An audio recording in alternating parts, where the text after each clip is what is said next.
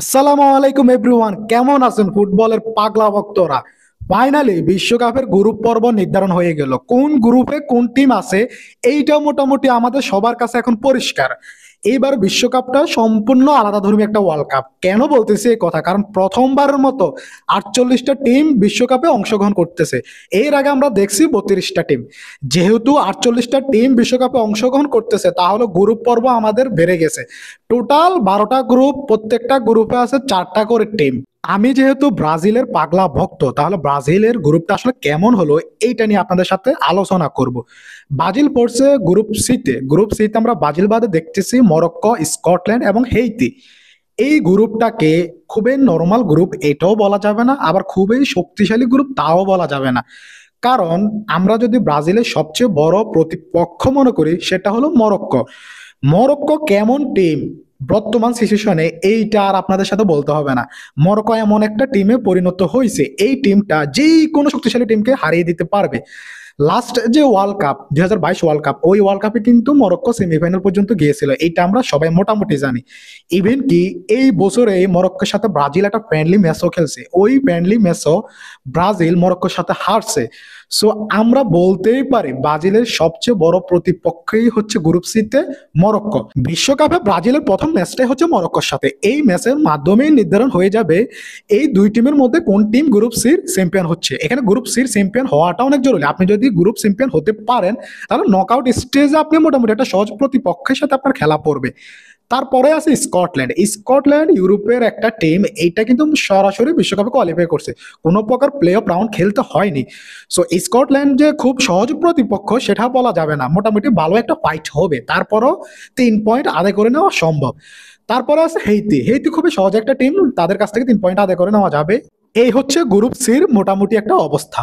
এখন আপনারা আমাকে প্রশ্ন করতে পারেন, যেহেতু 48টা টিম, এখান থেকে দ্বিতীয় রাউন্ডের জন্য কতটা টিম সিলেক্ট করা হবে? টোটাল 32টা টিম দ্বিতীয় রাউন্ডে যাবে। আমাদের এখানে গ্রুপ আছে কয়টা? 12টা। প্রত্যেকটা গ্রুপ থেকে group champion, group runner up, এরা সরাসরি বিশ্বকাপের দ্বিতীয় রাউন্ডে যাবে। 12 দুগুণ টোটাল 24টা টিম সরাসরি যাবে। আর বাকি থাকবে 8টা টিম। এই 8টা টিম সিলেকশন করা হবে মূলত গ্রুপের তৃতীয় নাম্বার অবস্থানে যারা থাকবে তাদের মধ্য থেকে। এখানে টোটাল গ্রুপ আছে 12টা, তার মানে তৃতীয় নাম্বার অবস্থানে টোটাল থাকবে 12টা টিম। এখান থেকে নেওয়া হবে 8টা টিম, 2টা টিম বাদ যাবে। তো কিভাবে নেওয়া হবে? প্লাস মাইনাস পয়েন্ট মিলিয়ে টপ 8জনকে সিলেক্ট করা হবে। এই টোটাল তাহলে 24-এর সাথে আরো 8টা টিম যোগ হয়ে যাবে, টোটাল হয়ে যাবে 32টা টিম। তাহলে দ্বিতীয় রাউন্ডে কোয়ালিফাই করতেছে টোটাল 32টা টিম। ওখান থেকে বাদ যাবে আরো 16টা, তারপরে অনুষ্ঠিত হবে রাউন্ড অফ 16, এরপরে কোয়ার্টার ফাইনাল, এরপরে সেমিফাইনাল, এরপরে ফাইনাল।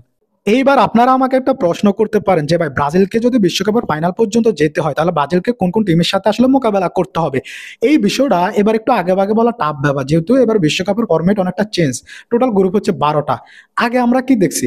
আগে আমরা বিশ্বকাপে টোটাল গ্রুপ দেখছি 8টা। প্রথম 4টা গ্রুপ বিভক্ত হতো একটা সলডে, এবং লাস্ট 4টা গ্রুপ বিভক্ত হতো আর একটা সলডে। প্রথম সলডে যে 4টা গ্রুপ আছে, এদের মধ্যে টিমগুলা তারা একে অপরের সাথে নকআউট স্টেজে ম্যাচ খেলে এখান থেকে একটা টিম ফাইনাল পর্যন্ত আসতো, এবং দ্বিতীয় সলোডে যে 4টা টিম থাকতো তারা একে অপরের সাথে ম্যাচ খেলে খেলে আর এখান থেকে একটা টিম ফাইনাল পর্যন্ত আসতো।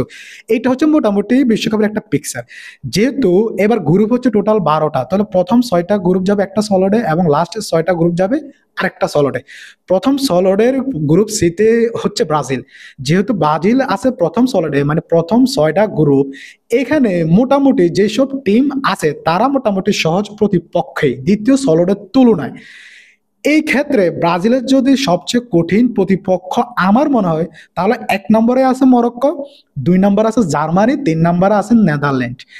এরা হচ্ছে মোটামুটি ব্রাজিলের ফাইনাল পর্যন্ত যাওয়ার ক্ষেত্রে সবচেয়ে কঠিন প্রতিপক্ষ, এটা আমার মতে।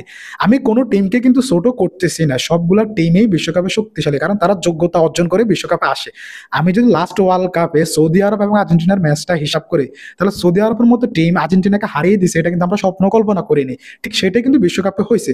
সো কোনো টিমকেই আমি হালকাভাবে ধরতেছি না। তারপরও আপাতত দৃষ্টিতে যেহেতু টিমটা ব্রাজিল, ওই সুবাদে আমি আপনাদেরকে একটা ধারণা দিলাম যে ব্রাজিলের প্রতিপক্ষ আসলে কারা, বা কঠিন প্রতিপক্ষ আসলে কারা হতে পারে। আশা করি আপনারা এটা বুঝতে পারতেছেন। তারপরও আমি এই বিষয়টা নিয়ে একটা ভিডিও বানাবো, ব্রাজিলকে আসলে বিশ্বকাপ পর্যন্ত যেতে হলে কোন কোন টিমের সাথে খেলতে হবে এবং কেমন প্রতিপক্ষের সাথে খেলতে হবে, এটা নিয়ে আমি আলাদা একটা ভিডিও সম্পূর্ণ বানাবো।